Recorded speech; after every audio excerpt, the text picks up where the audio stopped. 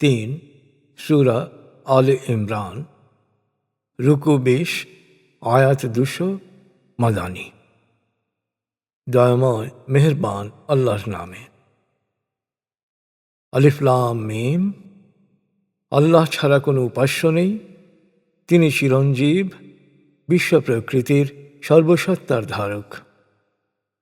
তিনি ধাপে ধাপে তোমার প্রতি সত্যসহ এই কিতাব নাজিল করেছেন, যা পূর্ববর্তী কিতাবসমূহেরও সত্যায়ক। তিনি মানব জাতিকে সৎপথ প্রদর্শনের জন্যে ইতপূর্বে তওরাত ও ইনজিল নাজিল করেছেন। তিনি সত্য ও মিথ্যার পার্থক্য নিরূপক ফুরকান নাজিল করেছেন। নিশ্চয়ই আল্লাহর বিধিবিধান প্রত্যাখ্যানকারীদের জন্যে রয়েছে কঠোর শাস্তি। আল্লাহ মহাপরাক্রমশালী, কঠোর দণ্ডদাতা। নিশ্চয়ই আল্লাহর কাছে মহাকাশ ও পৃথিবীর কোনো কিছুই গোপন নেই। তিনি মাতৃগর্ভে যেভাবে ইচ্ছা তোমাদের আকৃতি গঠন করেন। তিনি ছাড়া কোনো উপাস্য নেই। তিনি সর্বশক্তিমান, প্রজ্ঞাময়।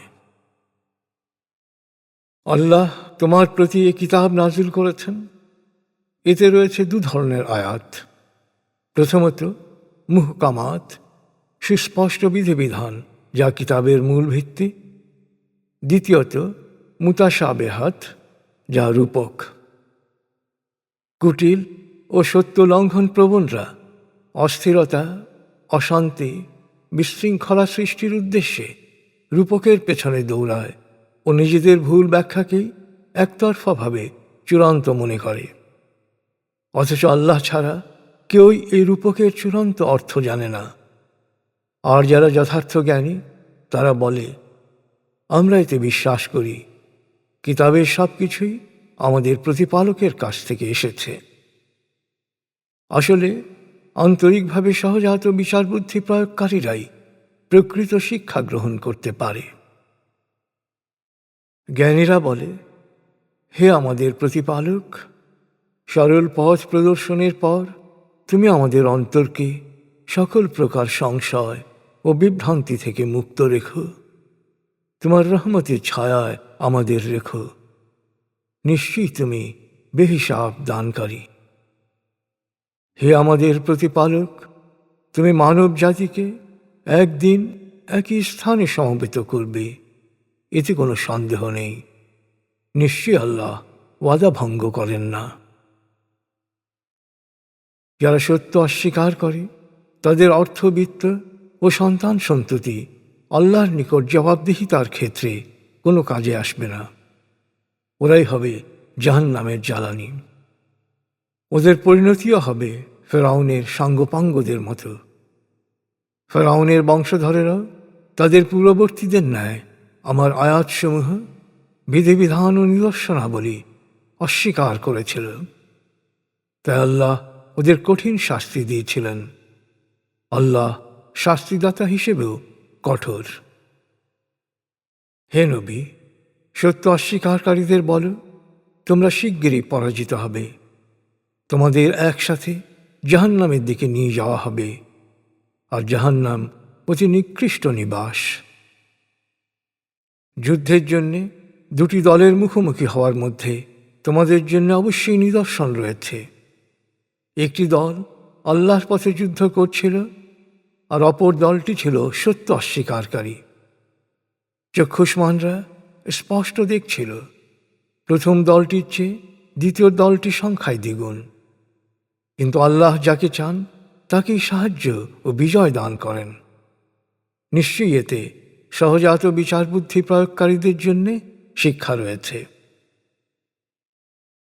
পুরুষ মানুষকে মোহগ্রস্ত করে রেখেছে নারী, সন্তান সন্ততি, সোনা রূপা, বিলাসী ভোগ্যপণ্য, বাছাইকৃত তেজি ঘোড়া, গবাদি পশু, ক্ষেত খামার। এসবই হচ্ছে ক্ষণস্থায়ী পার্থিব জীবনের ভোগ্য সামগ্রী। মূলত পরমানন্দের উপকরণ তো রয়েছে শুধু আল্লাহর কাছে।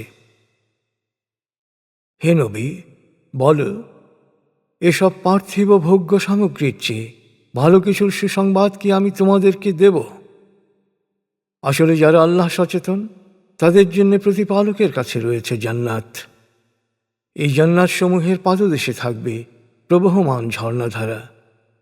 রয়েছে পবিত্র সাথীরা, সেখানে থাকবে তারা অনন্তকাল, আর আল্লাহর সন্তোষ লাভে হবে ধন্য। বান্দাদের আল্লাহ সবসময় সুনজরে রাখেন। বিশ্বাসীরা প্রার্থনা করে, হে আমাদের প্রতিপালক, আমরা তোমাকে বিশ্বাস করেছি, সুতরাং তুমি আমাদের পাপ মোচন করো, ক্ষমা করো এবং আগুনের শাস্তি থেকে আমাদের রক্ষা করো। এরা বিপদে ধৈর্যশীল, সত্যবাদী, অনুগত, দাতা এবং রাতের শেষ প্রহরে অন্তরের অন্তঃস্থল থেকে ক্ষমা প্রার্থনা করে। আল্লাহ সাক্ষ্য দেন যে নিশ্চয়ই আল্লাহ ছাড়া কোনো উপাস্য নেই। ফেরেশতাগণ ও ন্যায়নিষ্ঠ জ্ঞানীগণও সাক্ষ্য দেয় যে আল্লাহ ছাড়া কোনো উপাস্য নেই। তিনি ন্যায় বিচারক, সর্বশক্তিমান, প্রজ্ঞাময়। নিঃসন্দেহে আল্লাহর কাছে একমাত্র ধর্ম হচ্ছে ইসলাম, অর্থাৎ স্রষ্টায় পুরোপুরি সমর্পণ।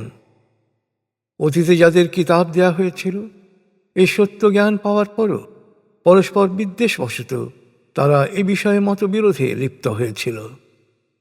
আসলে যারা সত্য অস্বীকার করবে, আল্লাহ তাদের যথাযথ হিসাব গ্রহণ করবেন। তাই হে নবী, এখন যদি ওরা তোমার সাথে বিতর্ক করে, তবে ওদের বলো, আমি ও আমার অনুসারীরা আল্লাহতে পুরোপুরি সমর্পিত। এরপর কিতাব অনুসারী ও নিরক্ষরদের জিজ্ঞেস করো, তোমরাও কি আল্লাহতে পুরোপুরি সমর্পিত হয়েছ? নিশ্চয়ই ওরা যদি আল্লাহতে পুরোপুরি সমর্পিত হয়, তবে সত্য পথ পাবে।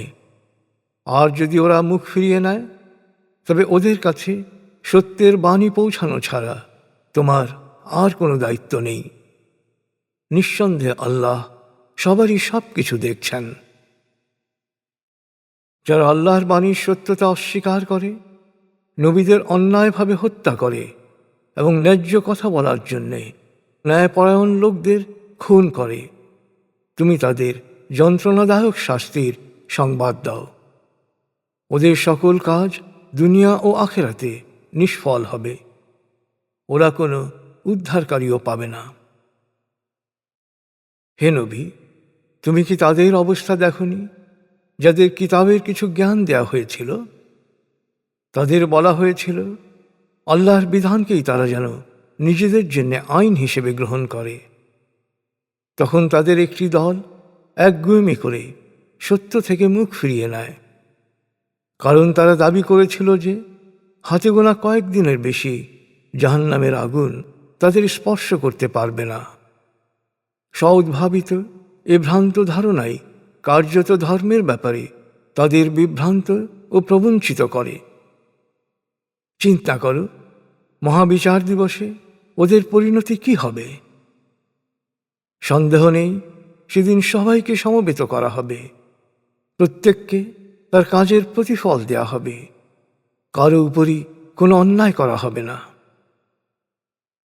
বল, হে আল্লাহ, সকল ক্ষমতার মালিক, তুমি যাকে ইচ্ছা ক্ষমতা দান করো, যাকে ইচ্ছা ক্ষমতাচ্যুত করো, যাকে ইচ্ছা সম্মানিত করো, যাকে ইচ্ছা অপমানিত করো। তুমি সর্বশক্তিমান, সকল কল্যাণ ও মঙ্গলের আধার। তুমি রাতকে বড় করে দিনকে ছোট করো, আবার দিনকে বড় করে রাতকে ছোট করো। তুমি প্রাণহীনকে দাও প্রাণ, আর প্রাণবন্তকে করো প্রাণহীন। তুমি যাকে চাও বেহিসাব রিজিক দান করো।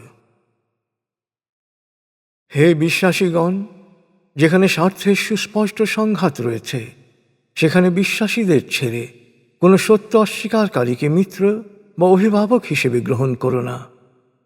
যে তা করবে, তার সাথে আল্লাহর কোনো সম্পর্ক থাকবে না।